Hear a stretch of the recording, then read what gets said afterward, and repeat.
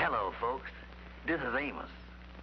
You know, it's strange that something that happened 5 years ago and 3,000 miles away from New York could ever affect the Kingfish and Andy. But believe it or not, it did.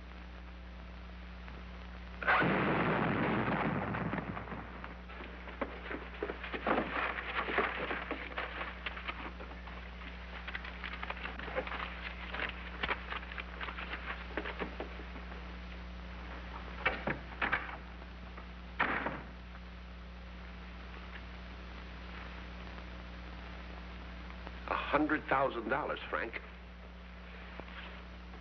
Did you hear me, Frank? 100 G's.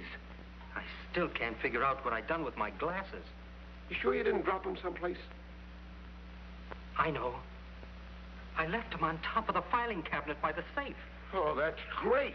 With your fingerprints all over them. That's just like leaving your calling card. What are we going to do? Well, we'll have to get out of this town in a hurry and get to New York some way. What about the dough here? We can't take any chances carrying that with us.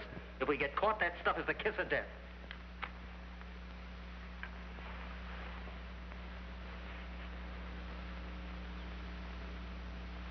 Get up. Get up, Frank, get up. The chair. We'll stash the money in the seat, then we'll crate the thing up and ship it to New York. Then we'll call for it later. Yeah, but what name do we address it to? Any name. Charles Mason. It's a good idea. Now, I'll go out and dig up a crate.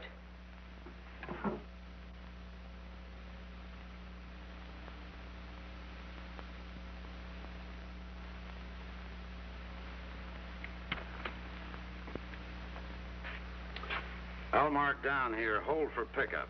That's right, because we don't know where we're going to live yet. It'll be there in about a week. Thanks, Bud. Good afternoon, boys. Hey, what are you guys doing here? Came to turn your glasses, Frank, and don't try anything. I don't know what you're talking about. They ain't my glasses. That's not what the guy who sold them to you said. Where's the dough? Well, look, fellas, I don't know what you're talking about. We went to the fights last night. Come on, boys, where's the dough? I don't know what you're talking about. Okay, let's get downtown to headquarters. Maybe you can think better there. Well, folks, the crooks went to jail. Now it's 5 years later, and that chair is coming up for auction. $350 once, $350 twice, $350 third and last call. Sold, $350. All right, boys, bring up the next item.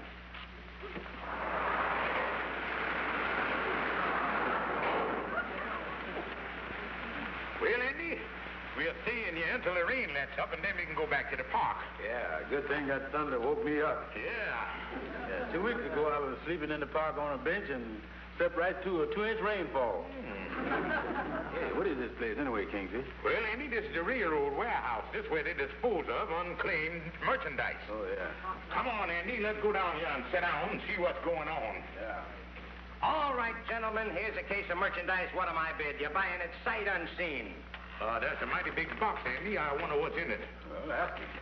Mister, do you mind if I examine the contents of this box? Nothing to examine. It's addressed to an individual, Charles Mason. Never been claimed. Might be furniture. Looks like the kind of crate furniture comes in. You know, Andy, we could use a little stuff in the lodge hall. All right, gentlemen, what am I bid? Say, there might be a genuine antique in there. Let's bid 50 cents. I bid 50 cents. Don't go crazy on this, fellas. All right, I got 50. Who says $1? All right, I got $1 over there. Who'll say 2? $2. I got 2 now. Who'll say 3? $3. I want 3. I got 3. I got $3. It's gone for 3. Who'll say? I got 4. I got 4. All right, do I hear 5? Do I hear 5? Do I hear $5? 5 it is. I got 5. I got 5. Are you all done? Who'll say 6? What? Sold, $6. I just sneezed. Vicente, you owe me $6. Well, Andy, look like we done sneezed ourselves up on the crate here. You want to split the thing? Yeah, we'll each put up $3. Yeah, Andy, and I'll go over and pay the man, then I'll come back and help you with the crate. Yeah. There you is. Name, please. George Kingfish Stevens.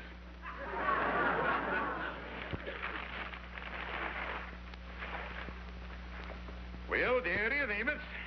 Well, it was nice of you fellas to think of buying something for the lodge hall, but I think you could have spent your $6 a little better than this.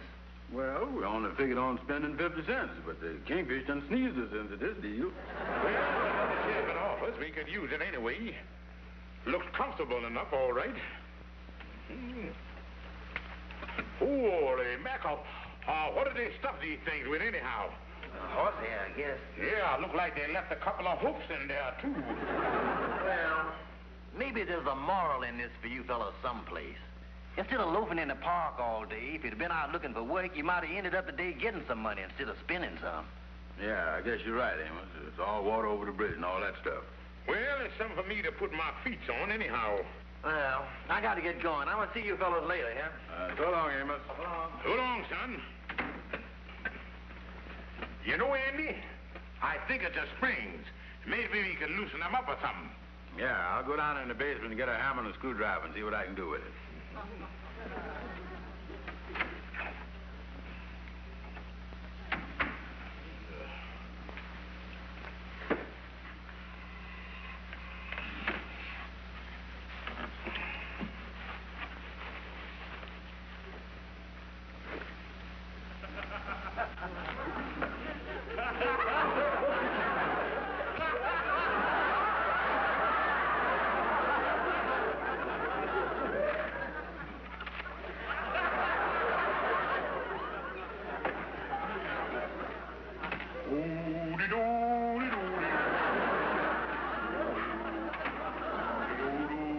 Kingfish, let's get busy.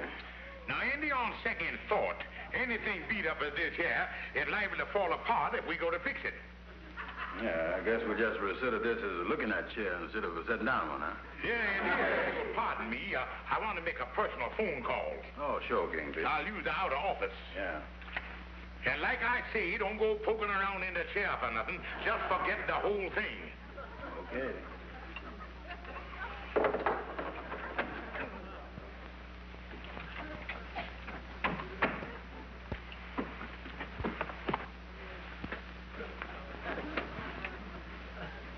Must be some way to fix this. Hello? This the auctioneer? Well, I bought a crate from you addressed to Charles Mason for $6. Now, what I want to know, do we own whatever we buy, no matter what's in the crate? In other words, whatever I find in that case is mine 100%?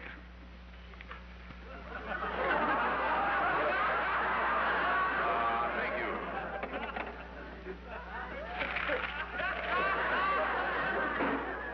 It's 3 o'clock. I guess you want to go home and take your afternoon nap. Oh, no, Kingfish. I think I'll stay around here and unlax for a while. Say, why don't you go home and get off of your feet, sir? You put in a tough day, you know. No, Andy, I think I'll unlax around here a little while myself. Oh. Yeah.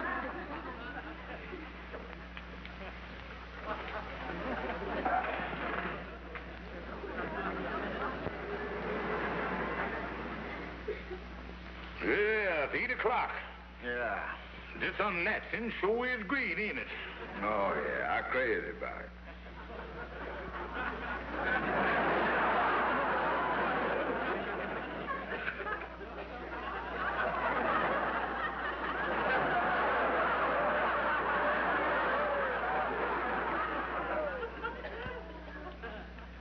Andy, this unlaxing sure is great, ain't it? Yeah, I'm crazy about it. Well, Andy, being it's 3:15 in the morning, I was just wondering if we both ain't done enough unlaxing for one day. What do you mean, Kingfish? Well, Andy, why don't we both go home at the same time, and then maybe we can pick up with this unlaxing in the morning. Yeah, I think you got something there, Kingfish. Yeah, Andy, let's go home and get a good night's sleep.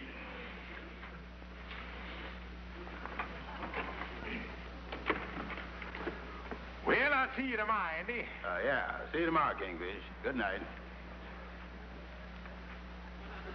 Andy, like I said, good night. I'll see you tomorrow. Oh, yeah. See you tomorrow, Kingfish. Good night.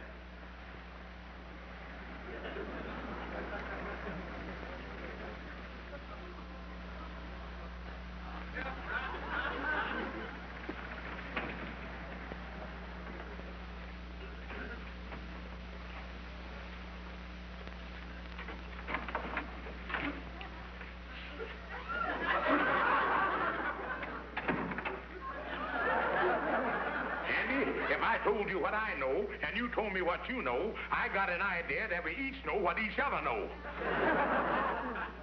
This chair is full of money. Holy smoke. And here we've been on Laxon for the last 12 hours till we both are nervous wreck. Come on, Andy, let's go.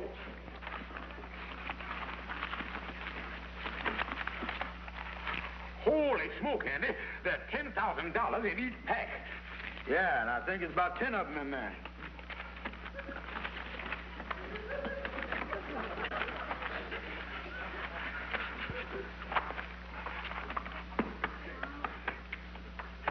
Andy, that's $100,000 altogether.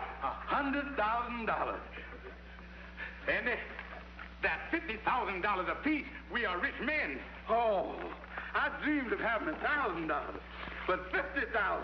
Oh, Andy, do you know what this means? Automobiles, servants, steaks 3 times a day. yeah, come on, let's get out of here, Kingfish. I want to go home and count this stuff all night long. After you, Mr. Rockefeller. You first, Mr. Morgan. Hold on. Sapphire! Wake up, honey, wake up! Mama! Wake up! Come here, everybody! Come here! George Stevens, what's the idea of barging in here at 4 o'clock in the morning and raising up? Only what do you mean by coming in here at this hour of night, waking up everybody? You mean me? You... George, what have you got here? Honey, you remember when you used to yell at me about not bringing home the bacon? Well, there's the whole butcher shop.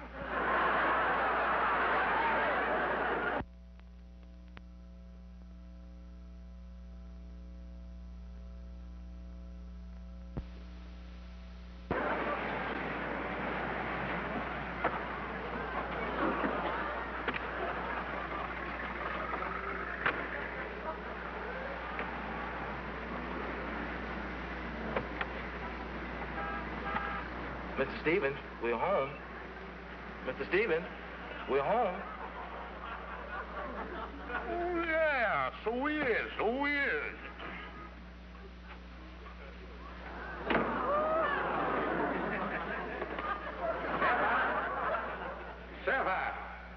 Sapphire, home. Oh, hello, George. Did you enjoy your drive through the park? Oh, yeah, I had Jenkins stopped, and I sat out on my favorite bench for a while. You know, I don't want to lose contact with the common people. Oh, George, don't be silly. George, that isn't an ashtray. It's a lamp. Well, what do you know?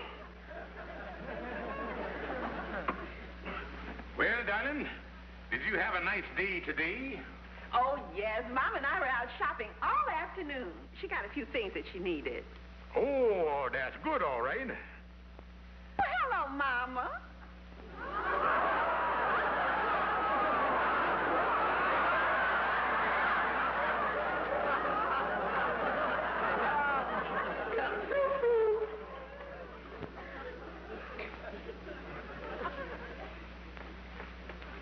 Oh, a little pomeranium. Yeah, but I wouldn't leave him where there's any trap, so. Stand up, Mama. Yes. George, how do you like Mama's new hostess gown? Oh, that's great, all right. Well, one thing, if things ever get tough round here, we can always use it for drapes. Georgie, you're such a dear. The day that I want you to see. Oh, honey, I'd be glad to look at it. Come over here.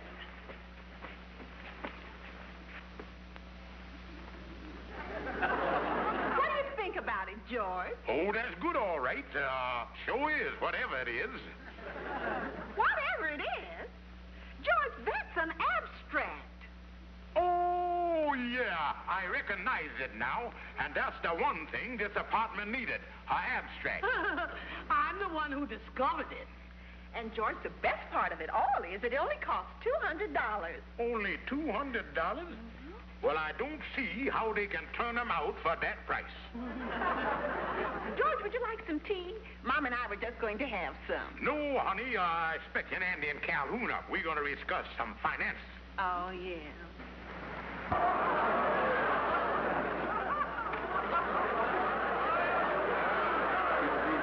Now, but I got a reporting appointment. why don't you two take the car and pick me up here in an hour? Then we'll start the world all over again. All right, Andy. Okay. Bye. Bye. Well, George, I guess you'd like to be alone if the men are coming over to discuss investments. Yeah, because what we're going to talk about going to be way over your head. Oh. All right, then. Come on, Mama, let's have our tea in the kitchen. All right.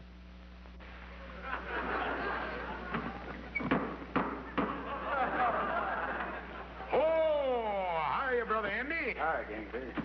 Well, Andy, it sure is good to see you. You really is smoking longies these days. Yeah, but I ain't sure I like some Kingfish. You see, I'm so far away from the end of the thing, though I don't know what I'm smoking. You know, Andy, since we come into this money, I ain't seen so much of you now. Well, I've been busy spending my money. But say, I got something I think you like. Shirts with my initials on them. Oh, that's very beautiful, Andy. Ain't no doubt about who you is. Yeah, I had these made by the same fella that puts the letters on the uniform for the New York Yankees. Andy, they're very pretty. Yeah.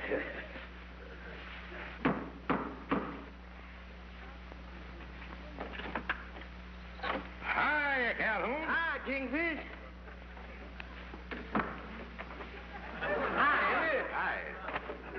Calhoun, I don't mean to be rude, but I think you laid that there on the dining room table. Oh, sorry. Yeah, no, getting back to finances. Calhoun, have you got any idea how me and Andy should invest our money? Well, now, gentlemen, I've looked into several things. By the way, is you ever heard of annuities? Yeah, I think I is. Well, now, I'll tell you how it works. You see, you give them your money in one lump sum, and they give it back to you in dribs and drabs. Yeah. The trouble with that is, with me taking out 5 gals at a time, suppose I was dribbling faster than they was driving. The boy got a point there. What else, Calhoun? Well, now, the safest and soundest thing to put your money in is blue chip stocks. Well, frankly, that's what I kind of had in the back of my mind. To put my money in stocks that'll pay a dividend. Do you know any brokers? It so happens that I does. I knows a very reputable firm that can really take care of your investments. That's fine. Well, I'll tell you what. You get in touch with the outfit and have them send a representative over to the lodge hall. We'll see, about 2 o'clock tomorrow afternoon. Yeah, we'll let him invest the money. Right. 2 o'clock tomorrow afternoon at the lodge hall it is. That's right. Well, so long, gentlemen. Well, so long, Calhoun.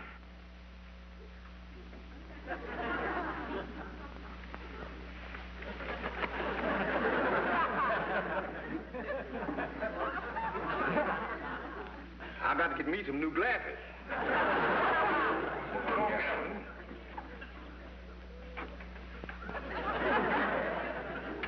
You know, Kingfish, the way I've been living for the past few days, I don't think I could ever go back to being poor again. Well, Annie, when you got money like we got, fortunately, we ain't gonna never have to worry about that.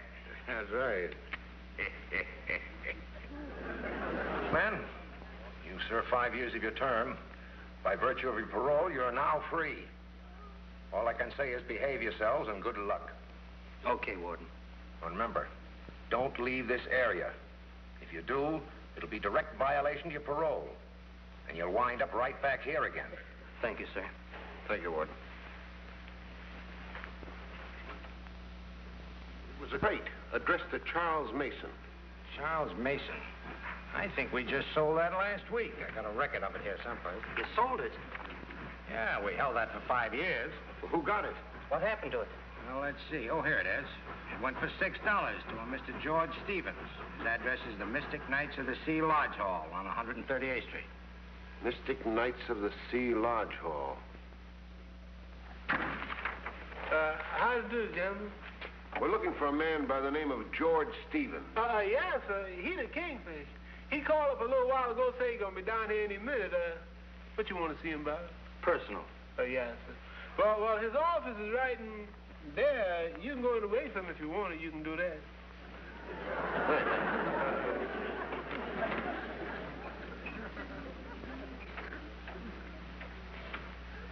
Hey, Joe, the chair. That's it.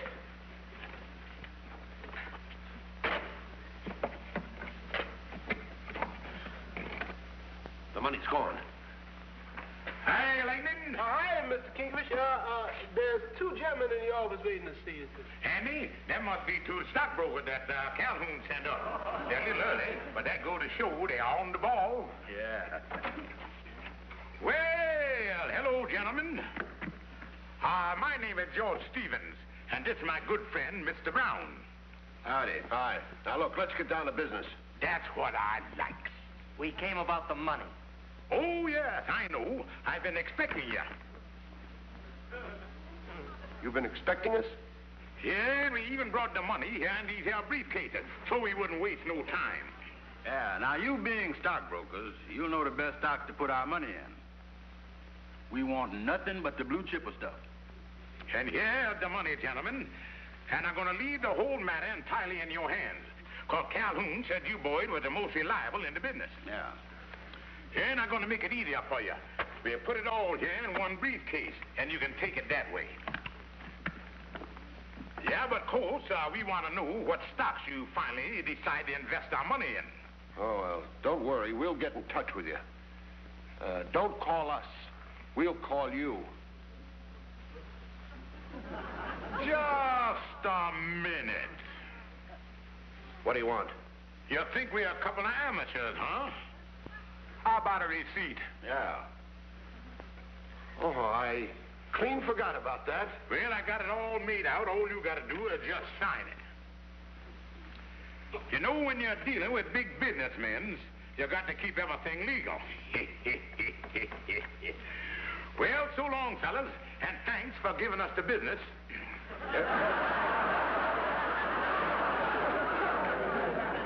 Well, Andy, that's that. Yeah, you know, I feel a lot better not having all that money on me. Oh, and me too. You know, Andy, it's better to let them smart stockbroker take it than to keep it around the house and let it fall into the hands of some crooks. Oh, yeah. Hi, gentlemen. Hi, Calhoun. I just dropped in to tell you about the stockbrokers. Yeah, Calhoun, thanks a lot. They were just here. Two clean-cut fellas. You say they were just here? That's right.